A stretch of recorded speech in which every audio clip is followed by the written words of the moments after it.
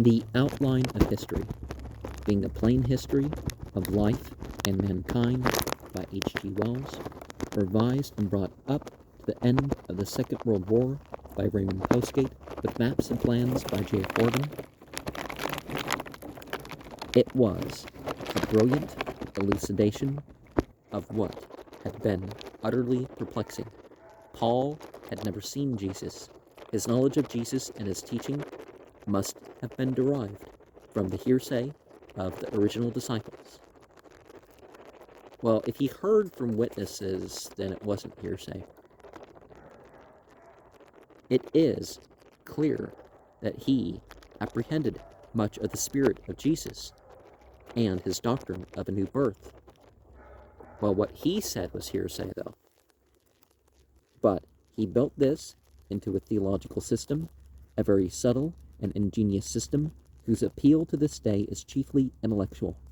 And it is clear that the faith of the Nazarenes, which he found as a doctrine of motive and a way of living, he made into a doctrine of belief. He found the Nazarenes with a spirit and hope, and he left them Christians with the beginning of a creed. But we must refer the reader to the Acts of the Apostles and the Pauline epistles for an account of Paul's mission and teaching.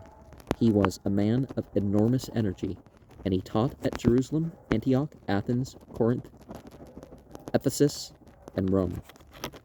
Possibly he went into Spain. The manner of his death is not certainly known, but it is said that he was killed in Rome during the reign of Nero. A great fire had burnt a large part of Rome, and the new sect was accused of causing this. The rapid spread of Christian teaching certainly owes more to Paul than to any other single man. Within 2 decades of the crucifixion, this new religion was already attracting the attention of the Roman rulers in several provinces. If it had acquired a theology in the hand of St. Paul, it still retained much of the revolutionary and elementary quality of the teachings of Jesus. It had become somewhat more tolerant of private property. It would accept wealthy adherents without insisting upon the communization of their riches. And St. Paul has condoned the institution of slavery. Slaves, be obedient to your masters. But it still sets its face, like flint, against certain fundamental institutions of the Roman world. It would not tolerate the godhead of Caesar, not even by a mute gesture at the altar would the Christians consent to worship the emperor, though their lives were at stake in the matter. It denounced the gladiatorial shows, unarmed but possessing enormous powers of passive resistance, while there were the circumsalians, is that the name of the guerrilla attackers for Christianity? Christianity thus appeared at the outset plainly as rebellion, striking at the political, if not at the economic, essentials of the imperial system. The first evidences of Christianity in non-Christian literature we find when perplexed Roman officials began to write to one another and exchange views upon the strange problem presented by this infectious rebellion of otherwise harmless people. Much of the history of the Christians in the first 2 centuries of the Common Era is very obscure. They spread far and wide throughout the world, but we know very little of their ideas or their ceremonies and methods during that time. As yet they had no settled creeds, and there can be little doubt that there were wide local variations in their beliefs and disciplines during this formless period. But whatever their local differences, everywhere they seem to have carried much of the spirit of Jesus, and though everywhere they aroused bitter enmity and active counter-propaganda, the very charges made against them witness to the general goodness of their lives. During this indefinite time, a considerable amount of a sort of theocracia seems to have gone on between the Christian cult and the almost equally popular and widely diffused Mithraic cult. Well, intercessory hero cult.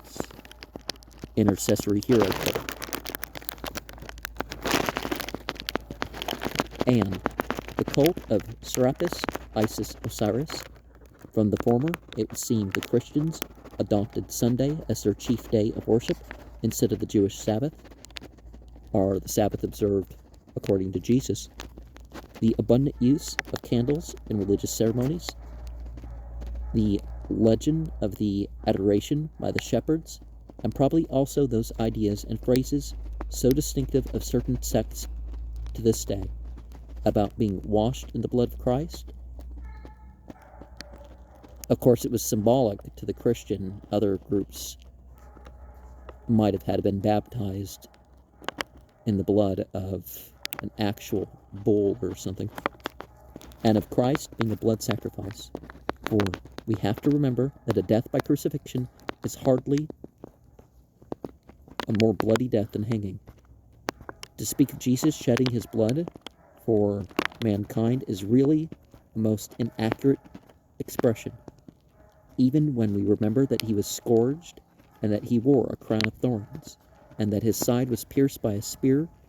We are still far from a fountain filled with blood, but Mithraism centered upon some now foreign mysteries about Mithras sacrificing a sacred and benevolent bull. And then after that, other groups, it was the ram or sheep, and then all the Mithraic shrines seem to have contained a figure of Mithras killing this bull, which bleeds copiously from a wound in its side, hence the piercing Jesus' side, and from this blood a new life sprang. The Mithraist votary actually bathed in the blood of the sacrificial bull and was born again thereby. At his initiation, he went beneath a scaffolding on which the bull was killed, and the blood ran down on him. Here we seem to be dealing with the survival of the primitive blood sacrifice at seed time, which was perhaps the primary religious idea of the earliest temple civilizations. The contributions of the Alexandrine cult to Christian thought and practices were even more considerable. In the personality of Horus, who was at once the son of Serapis and identical with Serapis, it was natural for the Christians to find an illuminating in their struggles with the Pauline mysteries. From that to the identification of Mary with Isis and her elevation to a rank quasi-divine, in spite of the saying of Jesus about his mother and his brothers that we have already quoted, was also a very natural step. Natural, too, was it for Christianity to adopt, almost insensibly, the practical methods of popular religions at the time. Its priests took on the head shaving and the characteristic garments of Egyptian priests, because that sort of thing seemed to be the right way of distinguishing a priest. One accretion followed another. Almost insensibly, the original revolutionary teaching was buried under these customary acquisitions. We have already tried to imagine Gautama Buddha returning to Tibet in his amazement at the worship of his own image in Lhasa. We will but suggest the parallel amazement of some earnest Nazarene who had known and followed his dusty and tolerant master through the dry sunlight of Galilee, restored suddenly to this world and visiting, let us say, a Mass in St. Peter's at Rome, and learning that the consecrated wafer upon the altar was none other than his crucified teacher. Religion in a world community is not many things, one thing, and it was inevitable that all the living religious faiths in the world at the time, and the philosophy and religious thought that came into contact with Christianity should come to an account with Christianity, and exchange phrases and ideas. The hopes of the early Nazarenes had identified Jesus with Christ. The brilliant mind of Paul had surrounded his career with mystical significance. Jesus had called men and women to a giant undertaking, to the renunciation of self, to the new birth into the kingdom of love. The line of least resistance for the flagging convert was to intellectualize himself away from this plain doctrine, this stark proposition into complicated theories and ceremonies that would leave his essential self alone? How much easier is it to sprinkle oneself with blood than to purge oneself from malice and competition, to eat bread and drink wine, and pretend one had absorbed divinity, to give candles rather than the heart, to shave the head and retain the scheming privacy of the brain inside it? The world was full of such evasive philosophy and theological stuff. In the opening centuries of the Christian era, it is not for us here to enlarge upon the distinctive features of Neoplatonism, Gnosticism,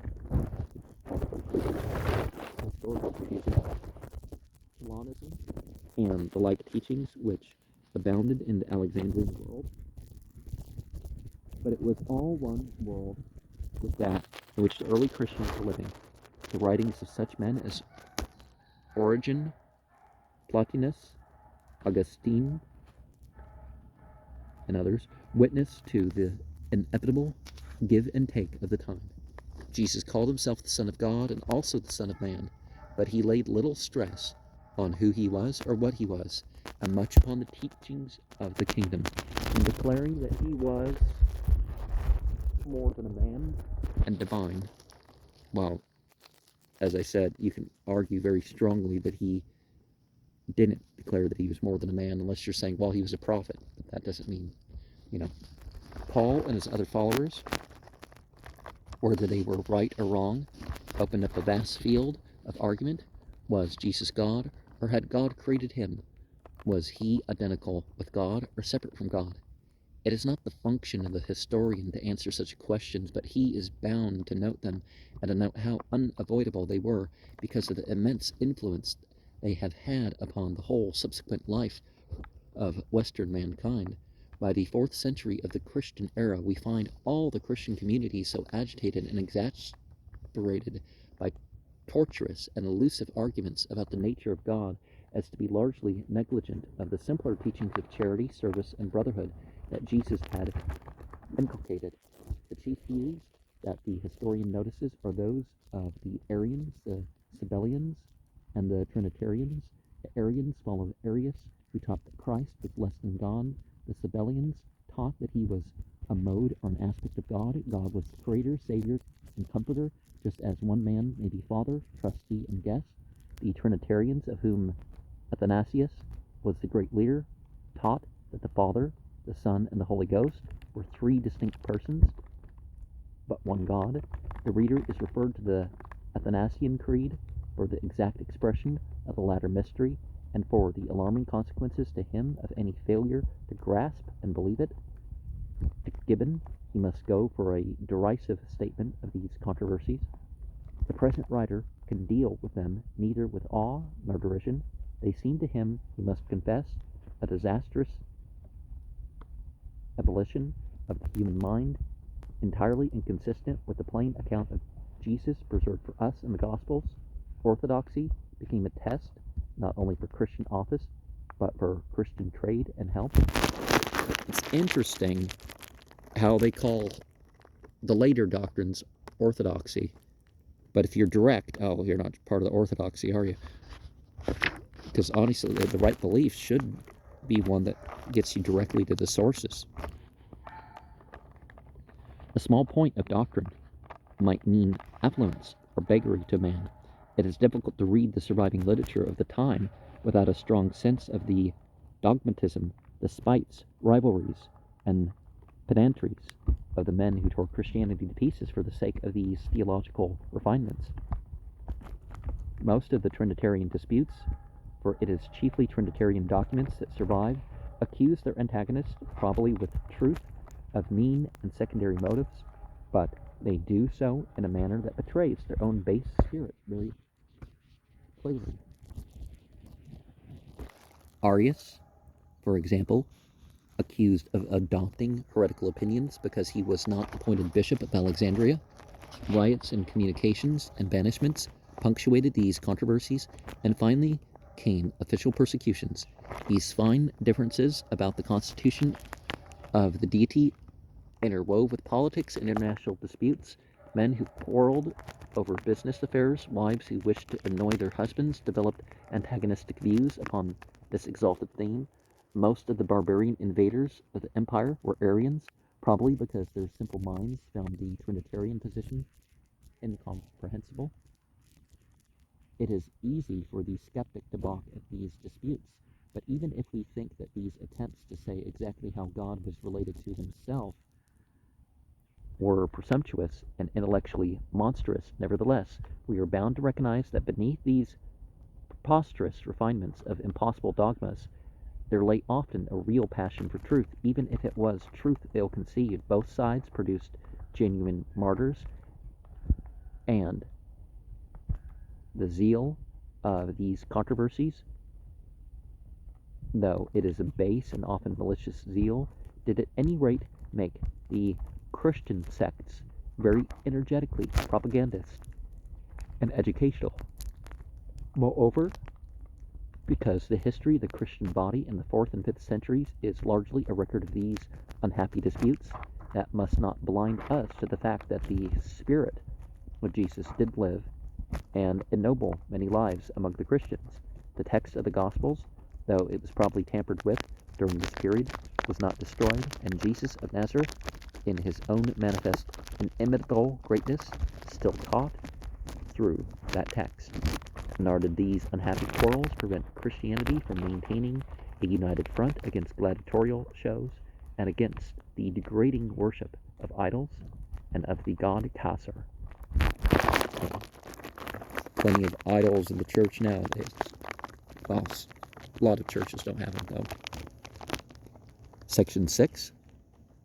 So far as it is challenged, the divinity of Castor and the characteristic institutions of the empire, Christianity is to be regarded as a rebellious and disintegrating movement, and so it was regarded by most of the emperors before Constantine the Great. It encountered considerable hostility and at last systematic attempts to suppress it. Decius was the first emperor to organize an official persecution, and the great error of the martyrs was in the time of Diocletian, 303 in the following years. The persecution of Diocletian was indeed the crowning struggle of the old idea of the god emperor against the already great and powerful organization that denied his divinity. Diocletian had reorganized the monarchy upon lines of extreme absolutism. He had abolished the last vestiges of republican institutions. He was the first emperor to surround himself completely with the awe-inspiring etiquette of an Eastern monarch.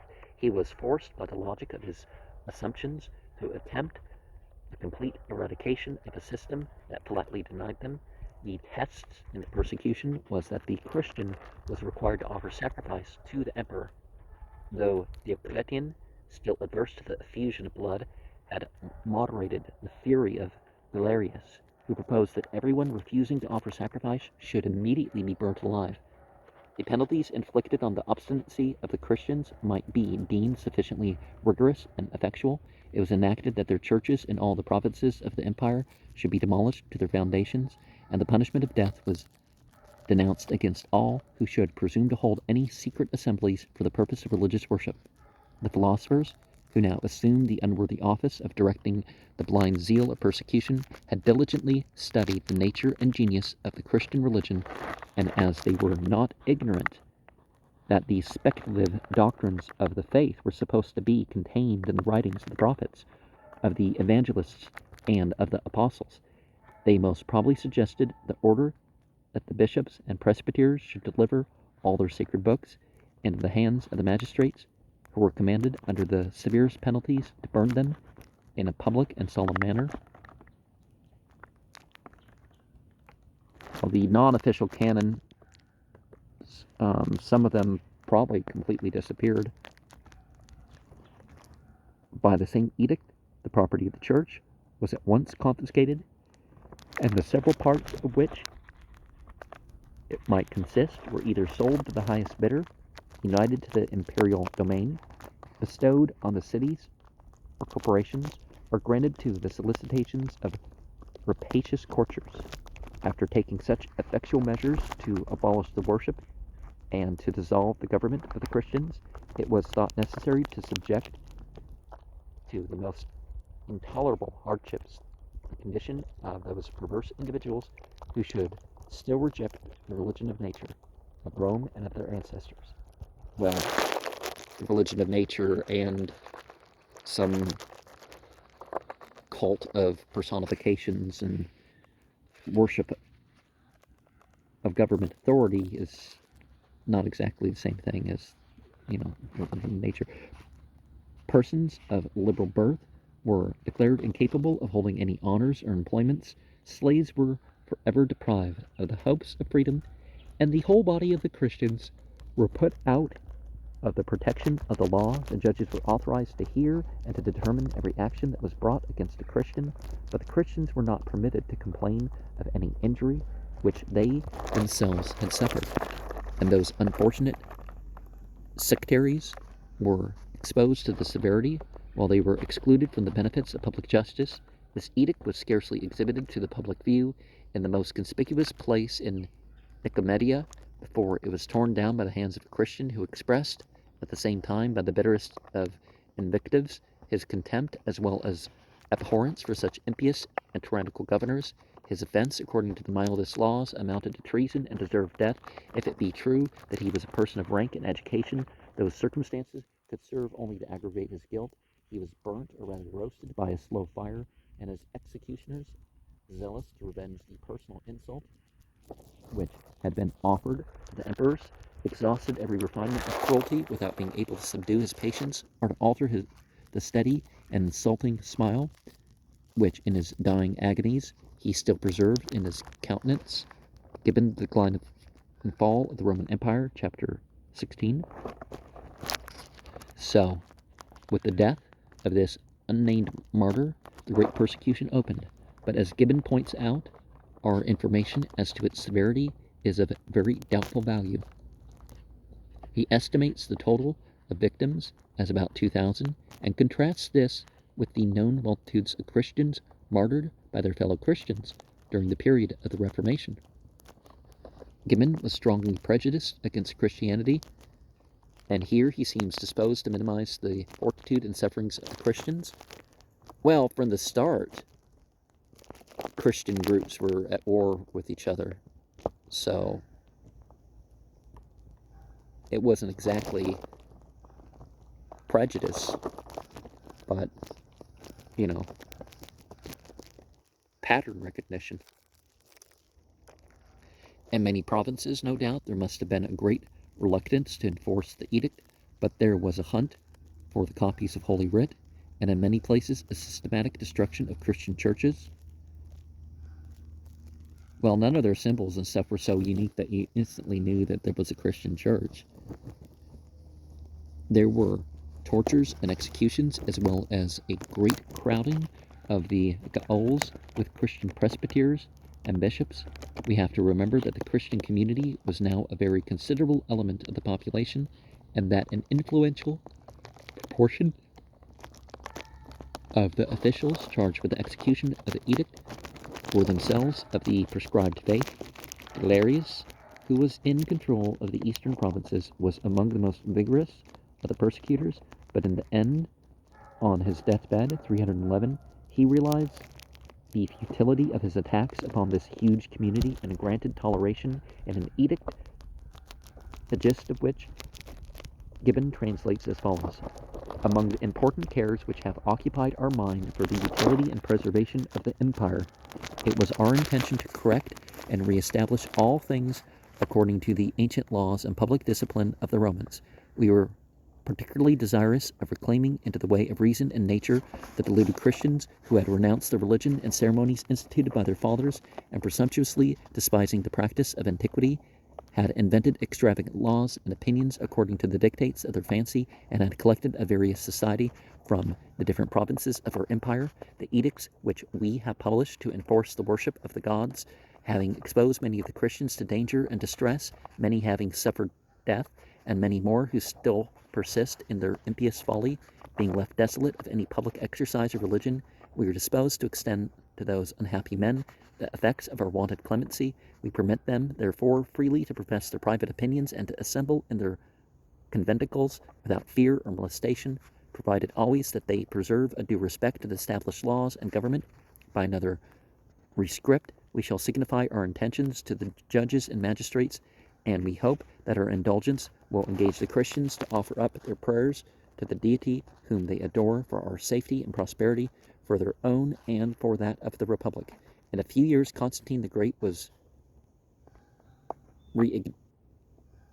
reigning first as associated emperor 312, and then as the sole ruler 324, and the severe trials of Christianity were over. If Christianity was a rebellious and destructive force towards pagan Rome, well, pagan meant they divided things into work plots. It wasn't really a type of religion. It was a unifying and organizing force within its own communion.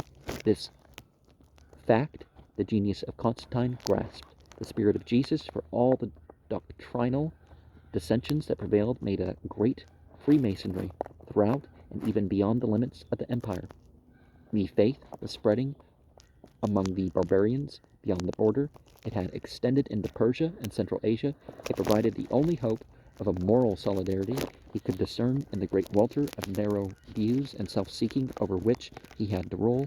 It and it alone had the felicities for organizing will, for the need of which the empire was falling to pieces like a piece of rotten cloth.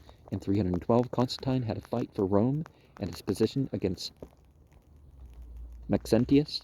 He put the Christian monogram upon the shields and banners of his troops, while the Cairo had been used for a long time, though, and claimed that the God of the Christians had fought for him in his complete victory at the Battle of the Milvian Bridge, just outside Rome.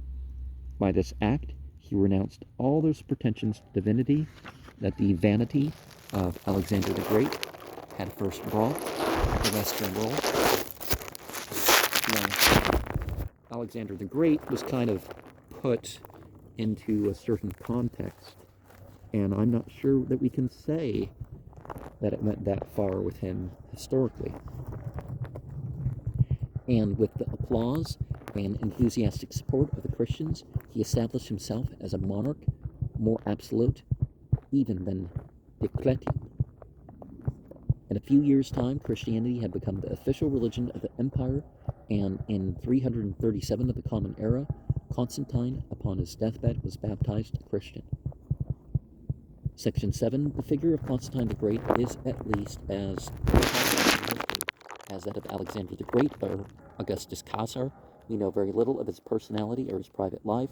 No Plutarch, no Suetonius has preserved any intimate and living details about him. Abuse we have of him from his enemies, and much obviously fulsome panegyric to set against it. But none of these writers give us a living character of him. He is a party symbol for them, a partisan flag. It is stated by the hostile Zosimus that, like Sargon I, he was of illegitimate birth. His father was a distinguished general, and his mother, Helena, an innkeeper's daughter of Nish in Serbia. Gibbon, however, is of opinion that there was a valid marriage. In any case, it was a lowly marriage, and the personal genius of Constantine prevailed against serious disadvantages. He was comparatively illiterate. He knew little or no Greek. It appears to be true that he banished his eldest son, Crispus, and caused him to be executed at the instigation of the young man's stepmother, Fausta. And it is also recorded that he was afterwards convinced of the innocence of Crispus, and caused Fausta to be executed, according to one account, by being boiled to death in her bath, and according to another, by being exposed naked to wild beasts on a desolate mountain. While there is also very satisfactory documentary evidence that she survived him, as she was executed, the fact remains that her 3 sons, together with 2 nephews, became the appointed heirs of Constantine.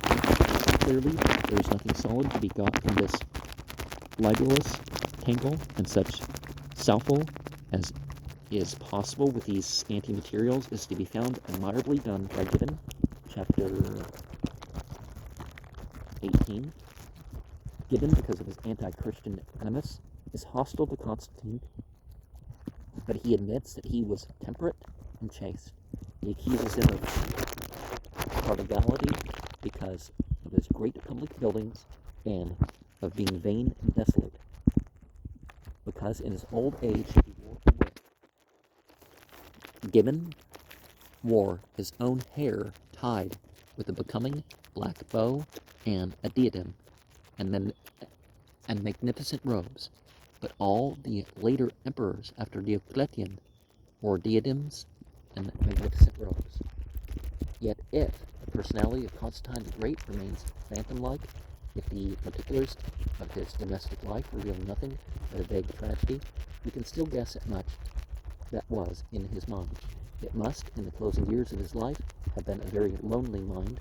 He was more of an autocrat than any previous emperor had been. That is to say, he had less counsel and help. No class of public-spirited and trustworthy men remained. No senate or council shared and developed his schemes. How much he apprehended the geographical weakness of the empire, how far he saw the complete disaster that was now so near, we can only guess. Indeed, his real capital at Nicomedia in Bithynia, Constantinople across the Bosphorus, was still being built when he died. Like Diocletian, he seems to have realized the broken back outline of his dominions, and to have concentrated his attention on foreign affairs, and more particularly on the affairs of Hungary, South Russia, and the Black Sea. He reorganized all the official machinery of the empire. He gave it a new constitution and sought to establish a dynasty. He was a restless remaker of things. The social confusion he tried to fix by assisting in the development of the caste system. This was followed by the work of his great predecessor, Diocletian. He tried to make a caste of the peasants and small cultivators and restrict them from moving from their holdings. In fact, he sought to make them serfs. The supply of slave labor had fallen off because the empire was no longer an invading but an invaded power. He turned to serfdom as the remedy. His creative efforts necessitated unprecedentedly heavy taxation. All these things point to a lonely and forceful mind. It is in his manifest understanding of the need of some unifying moral force, if the empire was to hold together, that his claim to originality lies. It was only after he had turned to Christianity that he seems to have realized the fierce dissensions of the theologians. He made a great effort to reconcile these differences in order to have one uniform and harmonious teaching in the community, and at his initiative, the General Council of the Church was held in Nicaea, a town near Nicomedia, and over against Constantinople in 325. Eusebius gives a curious account of this strange gathering at Nicaea, over which the emperor, although he was not yet a baptized Christian, presided. It was not his first council of the church, where he had already in 314 presided over a council at Arles. He sat in the middle of the council of Nicaea upon a golden throne, and as he had little Greek, we must suppose he was reduced to watching the countenances and gestures of the debaters and listening to their intonations. The council was a stormy one. Well, around the time that the Didache was written, they already decided what books are going to be included in the Bible and all that stuff, so as much as people might have shared opinions, it's not like it wasn't already decided as far as before the Catholic Church, and the Catholic Church followed along the opinion of the 160s with both the Didache and, the list. When old Arius rose to speak, one Nicholas of Myra struck him in the face, and afterwards many ran out, thrusting their fingers into their ears in affected horror at the old man's heresies. One is tempted to imagine the great emperor, deeply anxious for the soul of his empire, firmly resolved to end these divisions, bending towards his interpreters to ask them the meaning of the uproar. The views that prevailed at Nicaea are embodied in the Nicene Creed, a strictly Trinitarian statement, and the emperor sustained the Trinitarian position. Afterwards, when Athanasius bore too hardly upon the Arians, he had him banished from Alexandria, and when the church at Alexandria would have excommunicated Arius, he obliged it to readmit him to communion. Section 8. This date, 325 of the Common Era, is a very convenient date in our history. It is the date of the first general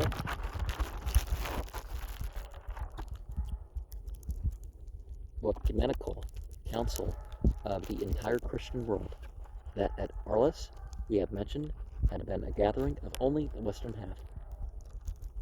It marks the definite entry upon the stage of human affairs, of the Christian church, and of Christianity, as it is generally understood in the world today.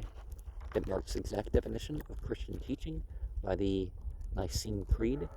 It is necessary that we should recall the reader's attention to the profound differences between this fully developed Christianity of Nicaea and the teaching of Jesus of Nazareth. While Christians hold that the latter is completely contained in the former, but that is a question outside our province, what is clearly apparent is that the teaching of Jesus of Nazareth was a prophetic teaching of the new type that began with the Hebrew prophets. It was not priestly, it had no consecrated temple and no altar, it had no rites and ceremonies, its sacrifice was a broken and contrite heart, its only organization was an organization of preachers, and its chief function was the sermon. For the fully fledged Christian of the 4th century, though it preserved as its nucleus the teachings of Jesus and the Gospels, was mainly a priestly religion of a type already familiar to the world for thousands of years. The center of its elaborate ritual was an altar, and the essential act of worship, the sacrifice, by a consecrated priest of the Mass. And it had a rapidly developing organization of deacons, priests, and bishops. But if Christianity had taken on an extraordinary outward resemblance to the cults of Serapis, Ammon, or Bel-Marduk, we must remember that even its priestcraft has certain novel figures and features. Nowhere did it possess any quasi-divine image of God. There was no head temple containing the God, because God was everywhere. There was no Holy of Holies. Its widespread altars were all addressed to the unseen universal Trinity. Even in its most archaic aspects, there was in Christianity something new. Again, I don't think you can list anything new. Christianity renamed some things, but a very important thing for us to note is the role played by the emperor in the fixation of Christianity. Not only was the Council of Nicaea assembled by Constantine the Great, but all the great councils, the two at Constantinople, 381 and 553, Ephesus, 431, and Chalcedon, 451, were called together by the imperial power, and it is very manifest that in much of the history of Christianity at this time, the spirit of Constantine the Great is as evident as, or more evident than, the spirit of Jesus. He was, as we have said, a pure autocrat. The last vestiges of Roman republicanism had vanished in the days of Aurelian and Diocletian. In the best of his lights, he was trying to remake a crazy empire while there was yet time, and he worked without any counselors, any public opinion, or any sense of the need of such aids and checks. The idea of stamping out all controversy and division, stamping out all thought by imposing one dogmatic creed upon all believers, is an altogether autocratic idea. It is the idea of the single-handed man who feels that to work at all he must be free from opposition and criticism. The history of the Church under his influence now becomes, therefore, a history of the violent struggles that were bound to follow upon his sudden and rough summons to anonymity. From him, the Church acquired the disposition to be authoritative and unquestioned, to develop a centralized organization and run parallel to the empire. A second great autocrat who presently contributed to the stamping on Catholic Christianity of a distinctly authoritative character was Theodosius I, Theodosius the Great, 379-395. He forbade the unorthodox to hold meetings, handed over all churches to the Trinitarians, and overthrew the heathen temples in 390. He caused the great statue of Serapis at Alexandria to be destroyed. There was to be no rivalry, no qualification to the rigid unity of the Church. Here we cannot tell of the vast internal troubles of the Church, its indigestions of heresy, of Arians and Paulicians, of Gnostics and Manichaeans. Had it been less authoritative and more tolerant of intellectual variety, it might perhaps have been a still more powerful body than it became. But in spite of all these disorders, it did for some time maintain a conception of human unity more intimate and far wider than was ever achieved before. By the 5th century, Christendom was already becoming greater, sturdier, and more enduring than any empire had ever been, because it was something not merely imposed upon men, but interwoven with the texture of their minds. It reached out far beyond the utmost limits of the empire into Armenia, Persia, Abyssinia, Ireland, Germany, India, and Turkestan.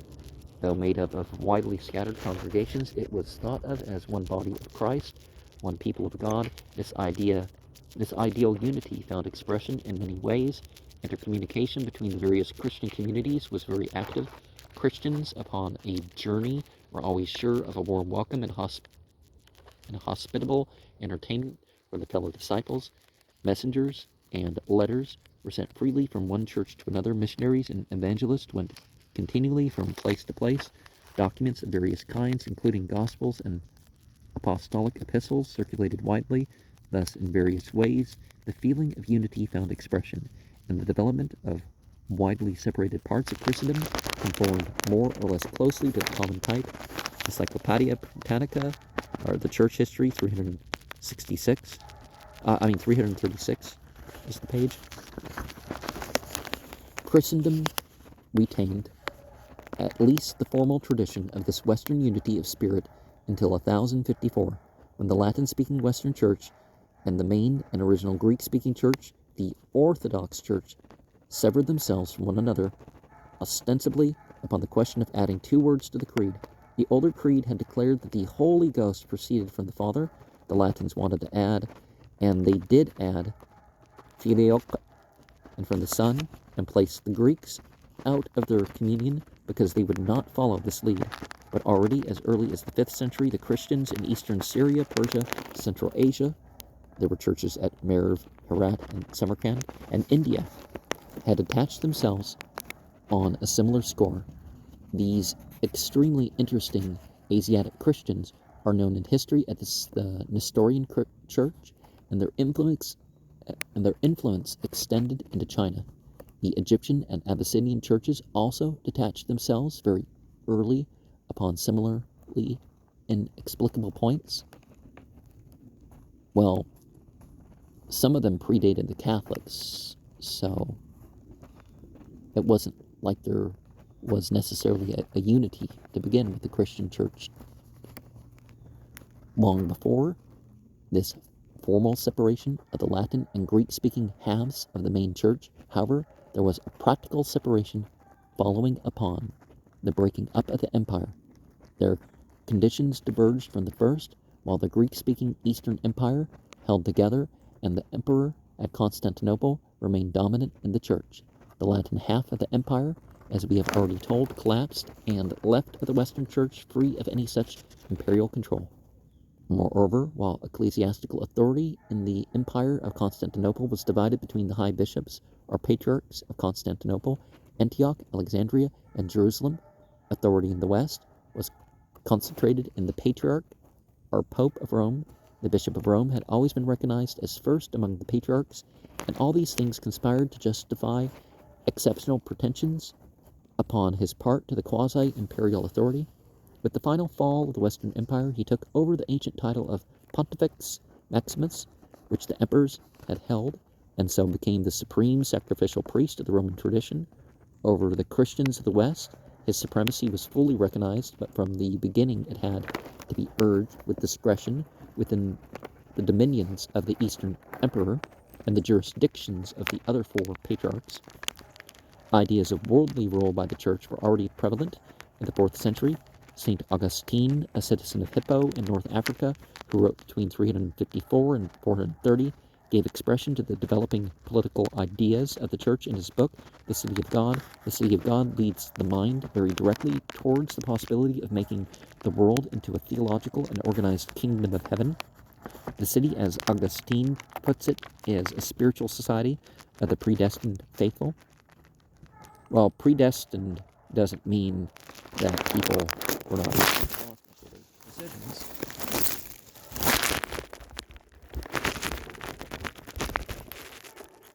But the step from that to a political application was not a very wide one. The church was to be the ruler of the world over all nations, the divinely led ruling power over a great league of terrestrial states. Well, the Bible has Jesus condemning those who fight for their country, so in later years, these ideas developed into a definite political theory and policy. As the barbarian races settled and became Christian, the Pope began to claim an overlordship of their kings. In a few centuries, the Pope had become, in theory, and to a certain extent in practice, the high priest, censor, judge, and divine monarch of Christendom. His influence extended in the West far beyond the utmost range of the old empire to Ireland, Norway, and Sweden, and over all Germany. For more than 1,000 years, this vast idea of the unity of Christendom as a sort of vast amphiktani, whose members, even in wartime, were restrained from many extremities by the idea of a common brotherhood and a common loyalty to the church, dominated Europe. The history of Europe from the 5th century onward to the 15th is very largely the history of the failure of this great idea of a divine world government to realize itself in practice. Section 9. We have here a map of Europe, about 500 of the Common Era. We have already given an account in the previous chapter of the chief eruptions of the barbarian races. We may now, with the help of a map, make a brief review of the political divisions of Europe at the close of the 5th century of the Common Era. No vestige of the Western Empire, the original Roman Empire, remained as a distinct and separate political division. Politically, it was completely broken up over many parts of Europe, a sort of legendary overlordship of the Hellenic Eastern Empire, as the empire held its place in men's minds. The emperor at Constantinople was, in theory at least, still emperor. In Britain, the quite barbaric Teutonic Angles, Saxons, and Jutes had conquered the eastern half of England. In the west of the island, the Britons still held out, but were gradually being forced back into Wales and Cornwall. The Anglo-Saxons seem to have been among the most ruthless and effective of the barbarian conquerors, for wherever they prevailed, their language replaced the Celtic or Latin speech. It is not certain which, used by the British.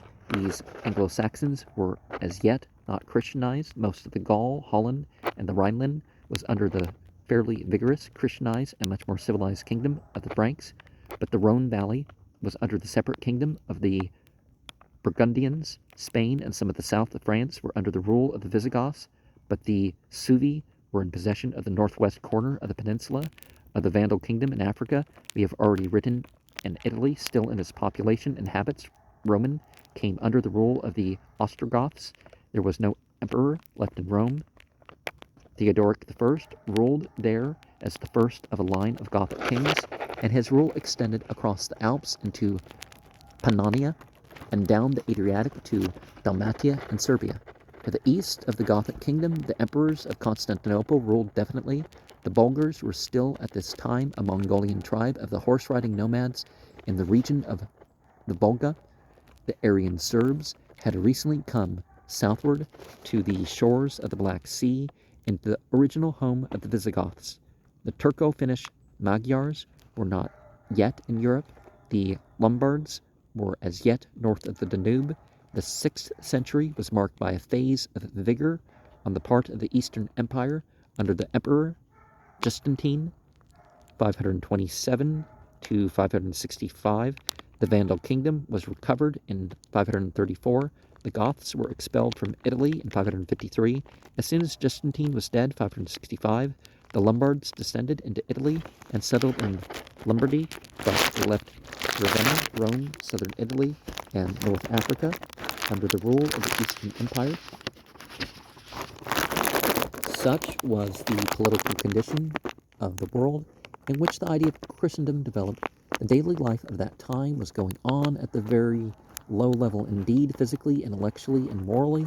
It is frequently said that Europe in the 6th and 7th centuries relapsed into barbarism, but that does not express the reality of the case. It is far more correct to say that the civilization of the Roman Empire had passed into a phase of extremely extreme demoralization. Barbarism is a social order of an elementary type, orderly within its limits, but the state of Europe beneath its political fragmentation was a social disorder. Its morale was not that of a kraal, but that of a slum. In a savage kraal, a savage knows that he belongs to a community and lives and acts accordingly. In a slum, the individual neither knows nor acts in relation to any greater being. Only very slowly and weakly did Christianity restore that lost sense of community and teach men to rally about the idea of Christendom. The social and economic structure of the Roman Empire was in ruins. That civilization had become a civilization of wealth and political power, sustained by the limitation and slavery of the great mass of mankind. It had presented a spectacle of outward splendor and luxurious refinement, but beneath that brave outward show were cruelty, stupidity, and stagnation. It had to break down, it had to be removed before anything better could replace it. We have already called attention to its intellectual deadness. For 3 centuries it had produced neither science nor literature of any importance. It is only where men are to be found, neither too rich and powerful to be tempted into extravagant indulgences, nor too poor and limited to care for anything beyond the daily need, that those disinterested curiosities and serene impulses can have play that gives stained philosophy and science and great art to the world. And the plutocracy of Rome had made such a class impossible. When men and women are unlimited and unrestrained, the evidence of history shows clearly that they are all liable to become monsters of self-indulgence. When on the other hand they are driven and unhappy, then their impulse is towards immoderate tragical sorts, towards wild revolts, or towards the austerities and intensities of religion.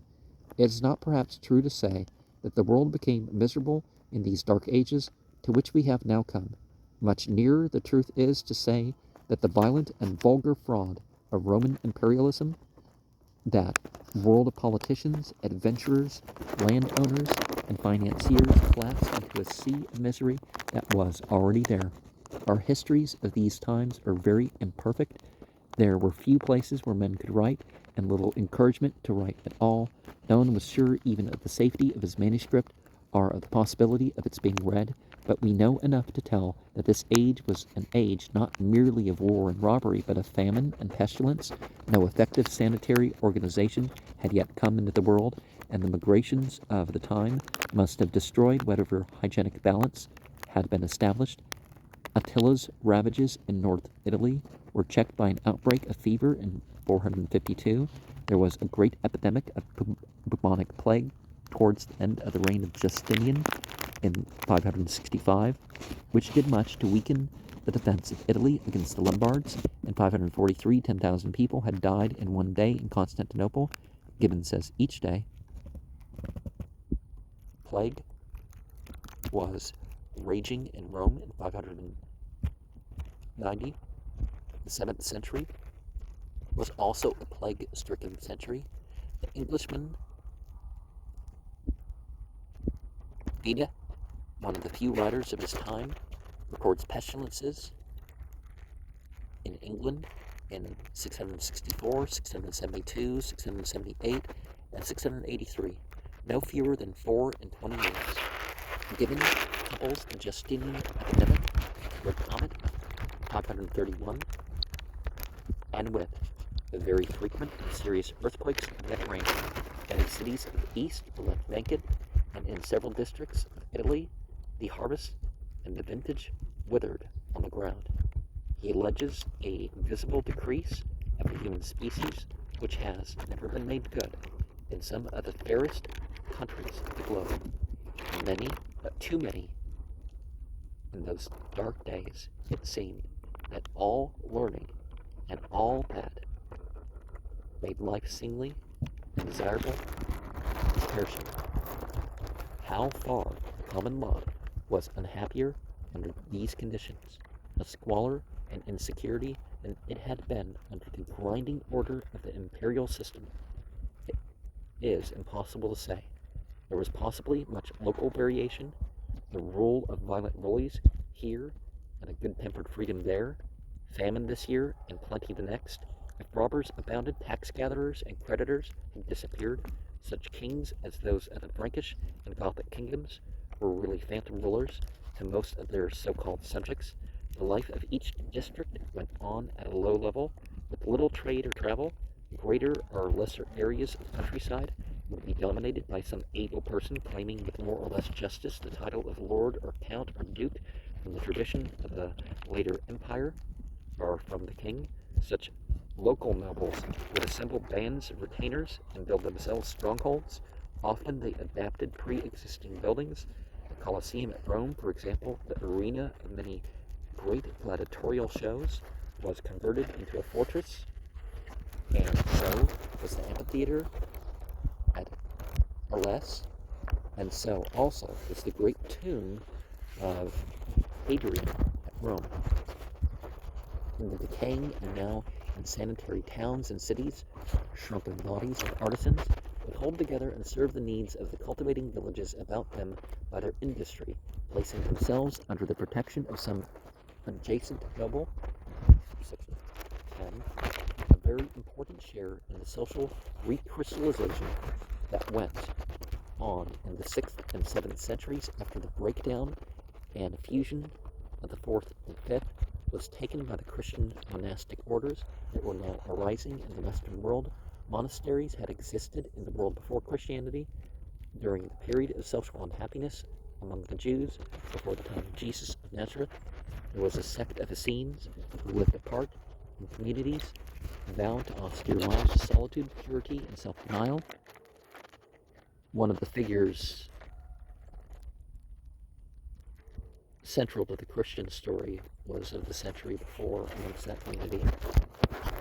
The century before Christians say Jesus was.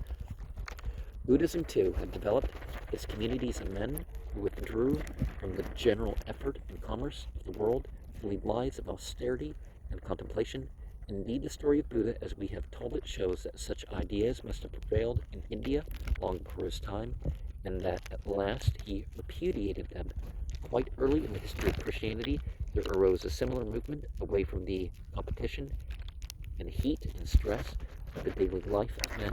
In Egypt, particularly, great numbers of men and women went out into the desert and there lived solitary lives of prayer and contemplation, living in absolute poverty in caves or under rocks, and subsisting on the chance alms of those whom their holiness impressed.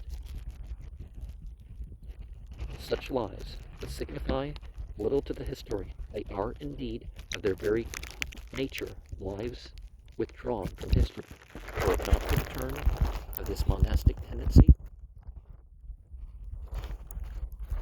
presently took among the more energetic and practical Europeans. One of the central figures in the story of the development of monasticism in Europe is Saint Benedict, who lived between 480 and 544 of the Common Era.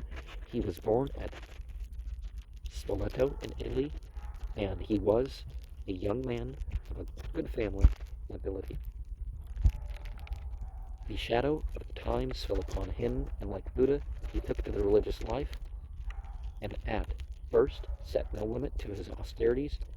50 miles from Rome is Subiaco, and there, at the end of a gorge of the Anio, beneath a jungle growth of weeds and bushes, rose a deserted palace built by the Emperor Nero, overlooking an artificial lake that had been made in those days of departed prosperity and damming back the waters of the river.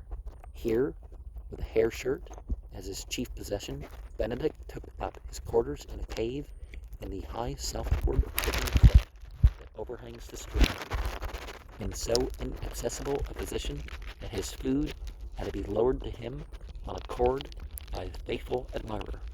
3 years he lived there, and his fame spread, as Buddha's did, about 1,000 years before, under similar circumstances.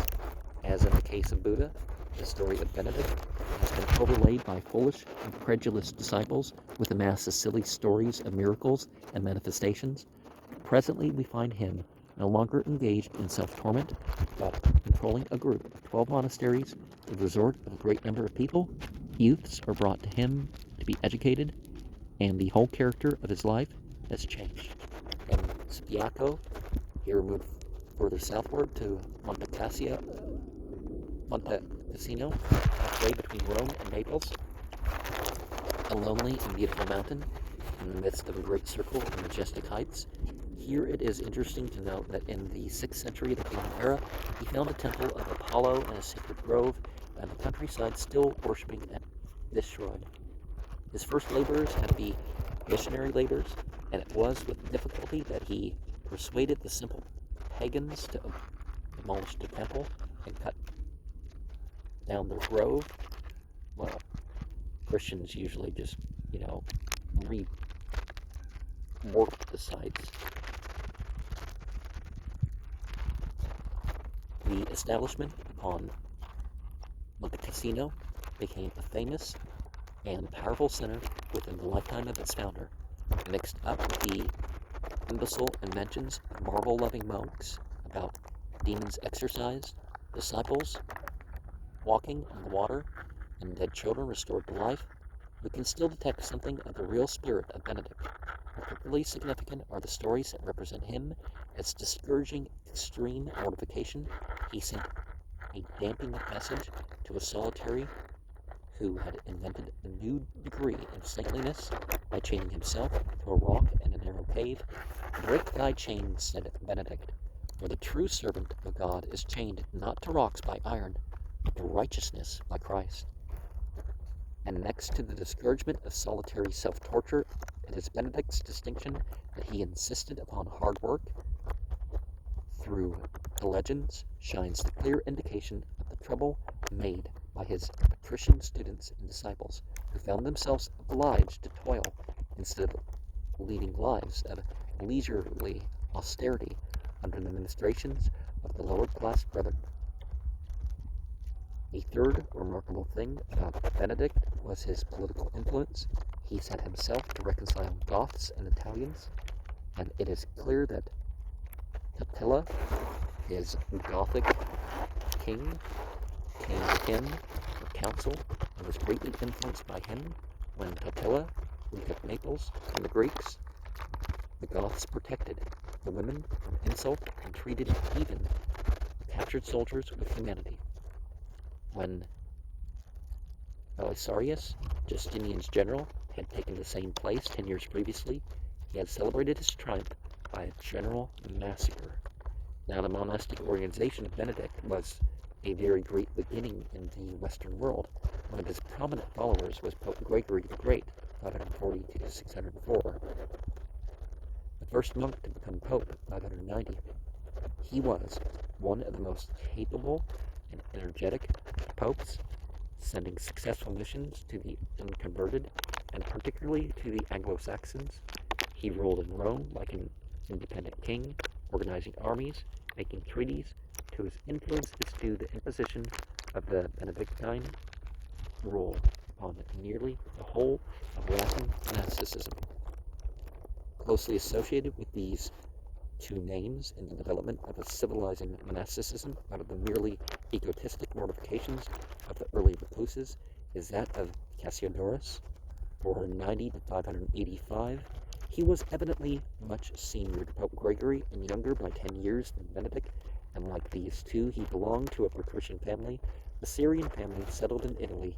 He had a considerable official career under the Gothic kings, and when between 545 and 553, the overthrow of those kings and the great pestilence paved the way for the new barbaric rule of the Lombards, he took refuge in a monastic career. He founded a monastery upon his private estates and set the monks he gathered to work in quite the Benedictine fashion, though whether his monks actually followed the Benedictine rule that was being formulated about the same time from Montecasino, we do not know, but there can be no question of his influence upon the development of this great working, teaching, and studying order. It is evident that he was profoundly impressed by the universal decay of education and the possible loss of all learning and of the ancient literature by the world.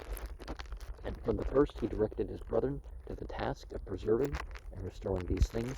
He collected ancient manuscripts and caused them to be copied.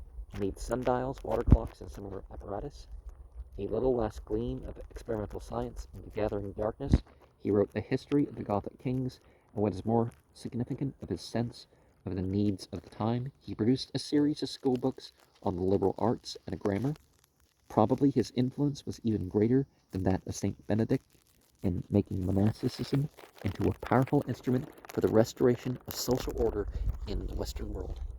The spread of monasteries of the Benedictine order are type in the 7th and 8th centuries was very considerable. Everywhere we find them as centers of light, restoring, maintaining, and raising the standard of cultivation, preserving some sort of elementary education, spreading useful arts, multiplying and storing books, and keeping before the eyes of the world the spectacle and example of a social backbone. For 8 centuries thenceforth, the European monastic system remained a system of patches and fibers of enlightenment in what might otherwise have been a wholly chaotic world. Closely associated with the Benedictine monasteries were the schools that grew presently into the medieval universities. The schools of the Roman world had been altogether swept away. In the general social breakdown, there was a time when very few priests in Britain or Gaul could reach the gospel or their service books. Only gradually was teaching restored to the world, but when it was restored, it came back not as the duty of a learned slave, but as the religious service of a special class of devoted men. In the East also there was a breach of educational continuity, but there the cause was not so much social disorder as the religious intolerance, and the break was by no means so complete. Justinian closed and dispersed the shrunken and intellectually degenerate schools of Athens, 529, but he did this very largely in order to destroy a rival to the new school he was setting up in Constantinople, which was more directly under imperial control, since the new Latin learning of the developing Western universities had no textbooks and literature of its own. It had, in spite of its strong theological bias to the contrary, to depend very largely upon the Latin classes and the Latin translations of the Greek literature. It was obliged to preserve far more of that splendid literature than it had a mind to do. Section 11. From the transfer of the seat of empire to Byzantium onward, a new type of architecture and a new artistic spirit appears in the world. The Byzantine, it reached a high development under the Emperor Justinian, 527 to 565, of whom we shall tell in the next chapter. It declined and rose to a fresh culmination in the 11th century. It is still a living artistic tradition in Eastern Europe. It expresses the restraints and impulses of a new official Christianity. Oriental qualities, and particularly Egyptian and Persian tendencies, are imposed upon the classical tradition. Splendor takes the place of frankness and grace. One characteristic of its decoration is a peculiar rigidity. All the flexibility of Greek and Roman painting and sculpture has gone, and in its place we have mosaics showing flat, symmetrical, erect figures in full face. Hardly ever is there a profile or any stir of foreshortening. It is as if that natural body which the Greeks idolized had become reprehensible, a thing of fear. So a great and solemn dignity is attained. The huge mosaic figures of God the Creator, the Virgin and Child, the mighty saints, seem to brood over the spectators from the great domes upon which they are put. Painting and the illumination of books displayed the same glowing stiffness. Sculpture, on the other hand, decayed, and highly colored lattices of carved ornament displayed mottled forms. Gold, silver, and enameled work were done with an unprecedented brilliance. Textile fabrics brought from the East were often frankly Persian in design. Presently, Islamic influence was to come in with a still completer suppression of bodily form.